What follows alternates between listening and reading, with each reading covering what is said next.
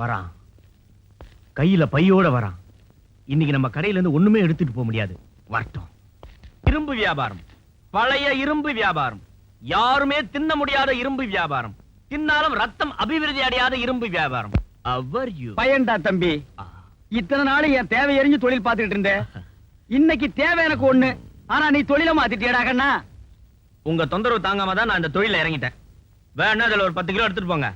This is gun metal. உனக்கு கிண்டலா போச்சாடா பிள்ளடி பகரு? ஆமா, என்ன எடுத்துட்டு போக வந்தீங்க? என் உட்பி ஜூகி ஜாலாவுக்கு இரும்பு சத்து குறைச்சலா இருக்குன்னு டாக்டர் பேரிச்சம்பழம் சாப்பிட சொன்னாராம். பழைய இரும்புக்கு பேரிச்சம்பழம், பழைய இரும்புக்கு பேரிச்சம்பழம். அடி உங்க பிள்ளடி பகரு, பழைய இரும்பா விக்கிற பேரிச்சம்பழம் இங்க வா நைனா. டேய் கூப்பிடுற அவனை. டேய் மாரி, நீ தொழில மாத்தி பண்ணாலும் என் தேவை எரிஞ்சுதான்டா பண்ணிருக்க. டப்பா பேரிச்சம்பழம் 1 கிலோ பழைய இரும்புக்கு எத்தனை கிலோ பேரிச்சம்பழம் தருவ? 1/4 கிலோ. டேய் மாரி, 10 கிலோ பழைய இரும்பு பிரியா தரேன்னு சொன்னல, அதையே 20 கிலோவா? This is gun metal. அவங்கிட்ட கொடுத்துறா. ஏட்டையா ஒரு நிமிஷம். என்ன நைனா, நீ இந்த கடையவே எடுத்துக்க, நான் போறேன். எங்க கண்ணா போக போற? புள்ளியார் கோயில் போய் மண்ணை வாரி அடிக்க போறேன். புள்ளியாரப்பா, ஐயோ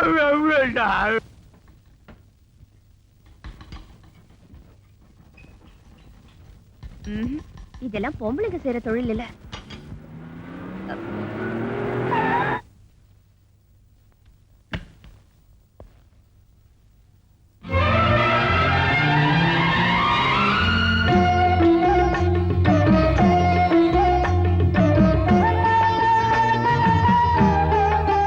என்ன கண்ணமா ஆளே மாறிட்ட? எல்லாம் ஒன்னாலதாயா. நான் உன்கிட்ட கொஞ்சம் தனியா பேசணும். வா.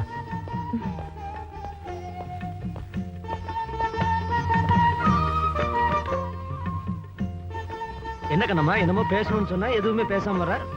மனசுல இருக்கிறத சொல்லணும்னு தான் நினைக்கிறேன். ஆனா எப்படி சொல்றதுன்னு தான் தெரியல. சொல்லாமலும் இருக்க முடியல.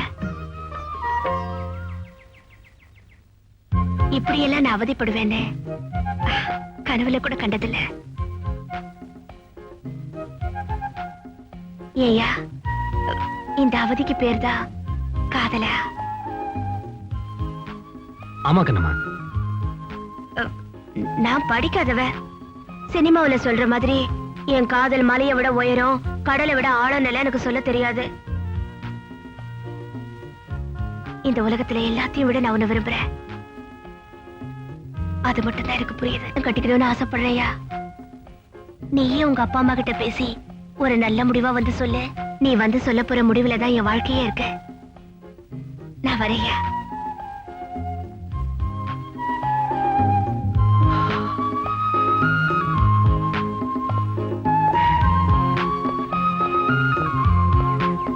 கங்க்ராச்சுலேஷன் விஜய், கை குடுறா. என்னடா பேரஞ்ச மாதிரி இருக்க? உன் சவால நீ ஜெயிச்சிடா. இல்லடா, நான் கண்ணமாட்ட தோத்துட்டேன். உண்மையிலேயே அவளை நான் காதலிக்கிறேன். என்னடா சொல்ற?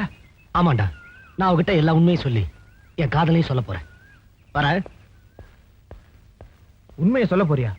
இவன் சவால்ல ஜெயிச்சும் சட்டையை கிழிச்சுக்காம இருக்க போறதில்ல.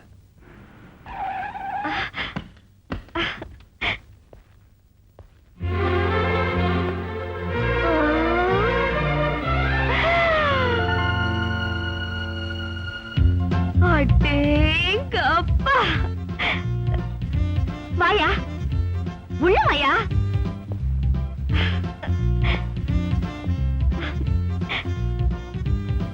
யோ, அந்த டிரைவர் ட்ரெஸ்ல அழகு பாதிடாயே தெரிஞ்சது. இதுல எவ்வளவு அழகா இருக்கு தெரியுமா? சந்தோஷத்துல நீயும் என்ன மாதிரி ட்ரெஸ் மாத்திட்டியா? ஆமா, உனக்கு எது இந்த ட்ரெஸ்? உன் முதலாளிக்கு தெரியாம அவர் ட்ரெஸ் எடுத்து போட்டுட்டு வந்துட்டியா? உன் சந்தோஷத்திலேயே எனக்கு தெரியுதியா, நம்ம கல்யாணத்துக்கு உங்க அப்பா அம்மா சம்மதம் சொல்லிட்டாங்கன்னு. இது எனக்கு காலையிலேயே தெரியா. அதனாலதான் உனக்கு விருந்து மாதிரி சாப்பாடு பண்ணி வச்சிருக்கேன். உட்காரு. அட உட்காரியாண்டா. இப்போ வந்துடுறேன்.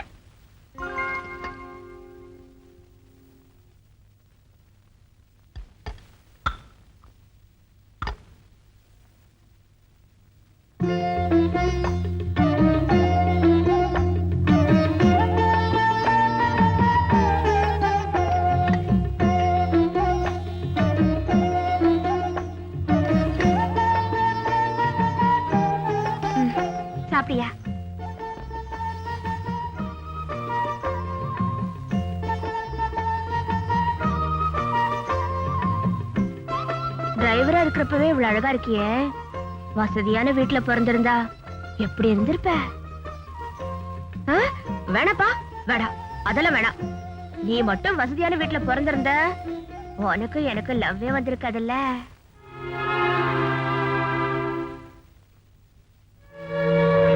என்னையா கண்ணுல தண்ணி? காரம் ஜாஸ்தியா? சண்டாளி, பக்கத்து வீட்டு ஆயாவை கேட்டேன், காரம் போட சொன்னா.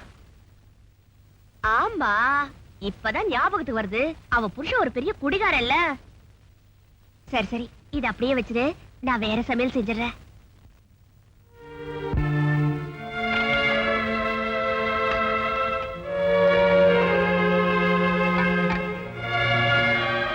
கண்ணம்மா, உன்கிட்ட ஒரு உண்மையை சொல்ல போறேன். நான் சொல்ல போறத பொறுமையா கேட்டுக்க. யோ, எனக்கு ஏற்கனவே கல்யாணம் ஆயிடுச்சு, அதுதானே ஏதாவது சொல்லிடாதையா. அப்படி ஏதாவது ஒண்ணுன்னா என்னால தாங்கிக்க வர முடியாது. நான் அந்த அளவுக்கு மோசமானவ இல்ல கண்ணம்மா. நான் உண்மையிலே பணக்கார விட்டு பையன் தான். நான் கார் டிரைவர்ல, அந்த கார் எனக்கு தான் சொந்தம். அப்புறம் ஏன் டிரைவரா வந்தேன்னு பாக்குறியா? அதையும் சொல்லிடுறேன். என் கூட படிக்கிற பசங்க சொன்னாங்க உன்னை லவ் பண்ண வைக்க முடியாதுன்னு. லவ் பண்ண வைக்கிறேன்னு சொல்லி சவால் விட்டேன். அதான் டிரைவரா வந்தேன். வந்த இடத்துல உன்கிட்ட தோத்துட்டேன். சொல்லி முடிச்சிட்டியா? சொல்லி முடிச்சிட்டியா? என்ன லவ் பண்ண வைக்கிறேன்னு சவால் விட்டு வந்தியா? பணக்கார விட்டு பையன் இல்ல, அதான் எல்லாத்தையுமே சவால் எடுத்துக்குவேன் போல இருக்கு. கண்ணுமா, இப்ப போட்டிய சோறு. இது மேல சத்தியமா சொல்றேன், நான் உன் மேல வச்சிருக்கிறது உண்மையான அன்பு.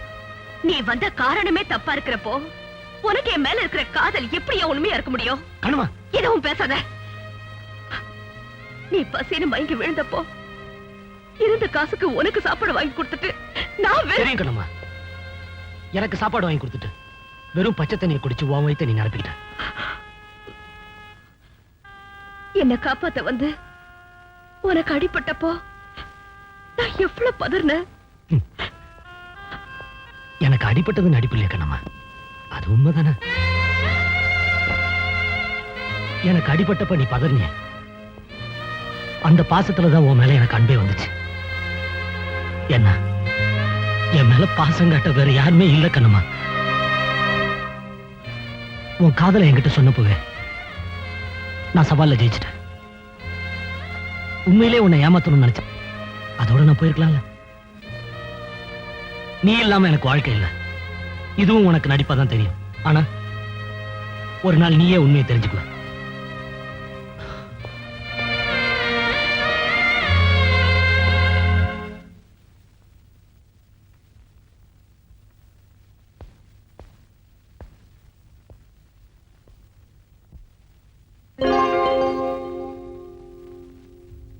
கார் சாவியை வச்சுட்டு போயிட்டேன். தந்தா போயிடுறேன்.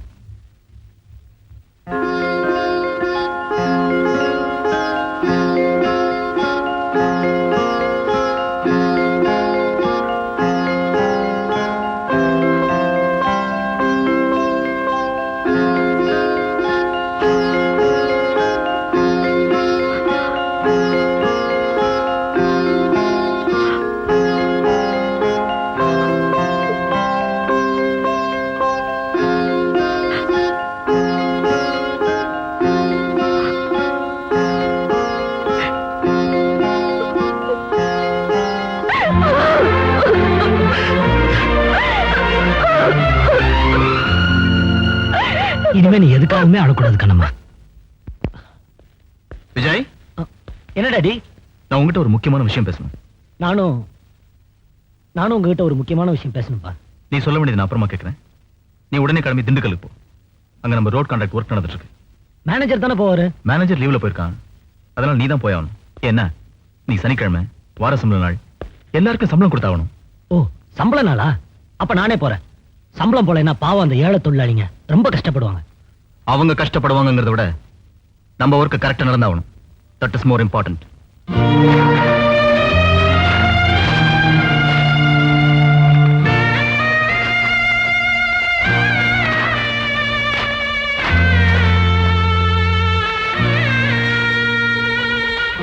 மொத்தம் 60 பேர் ஒர்க் பண்றாங்க சார். இன்னும் 30 நாள்ல கம்ப்ளீட்டா ஒரு ஃபினிஷ் ஆயிடும்.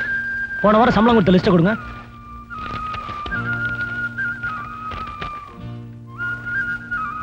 இங்க வாங்கம்மா. வாரம் சம்பளம் எல்லாம் ஒழுங்கா கொடுக்குறாங்களா? குடுக்குறாங்க ஐயா. சரி, நீங்க போங்க.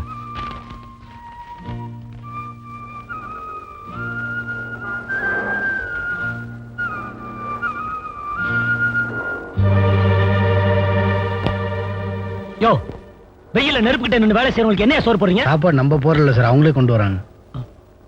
ஓ அப்படியா?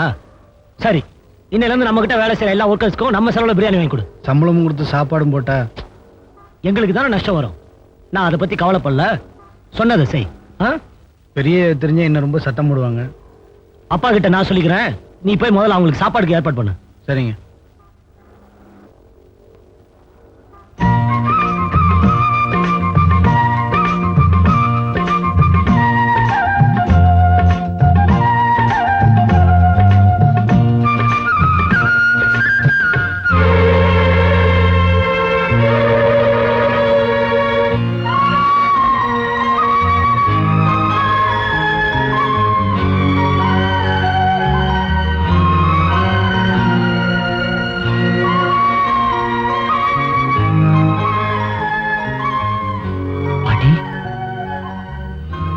நீங்க சாரதா தானே?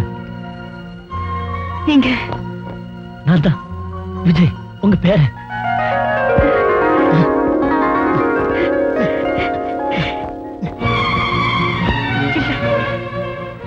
என் பேரு சாரதா இல்ல, நான் மங்களம்.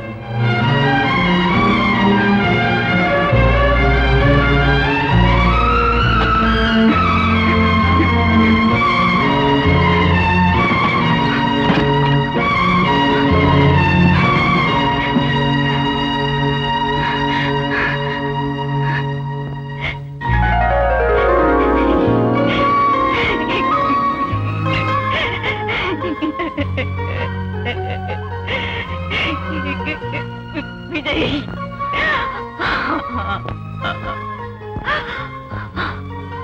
உனக்கு 7 வயசு இருக்கும் போதே உன்னை விட்டு பிரிஞ்சு வந்துட்டேன். பாட்டி பாட்டின்னு என்னையே சுத்தி சுத்தி வருவியே. இப்ப என்னமா வளர்ந்துட்ட.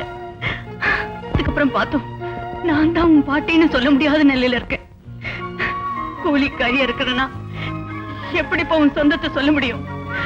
அதனாலதான் மனசுல தேக்கி வச்சிருக்கிற பாசத்தை எல்லாம் அடக்கிக்கிட்டு வந்துட்டேன். என்ன மன்னிச்சிருப்பா ராஜா. இனிமே நான் உன்னை எப்ப பார்க்க போறேனோ